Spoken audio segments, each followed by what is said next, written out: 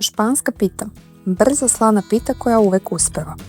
Za ovaj recept biće nam potrebno 5 cijelih jaja, 200 ml ulja, 200 ml jogurta, 250 g brašna, 10 g soli, 1 kesica praška za pecivo, 150 g seckane šunke, 100 g kiselih krastavaca i 200 g mladog sira.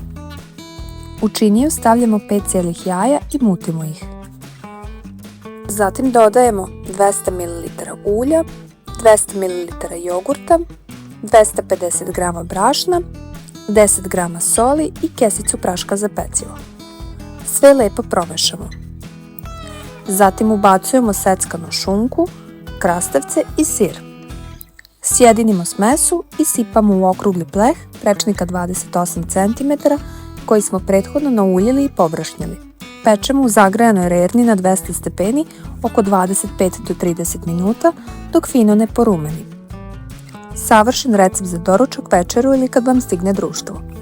Ako vam se dopada, ostavite like i podelite s nekim ko voli ovakve recepte. Prijetno!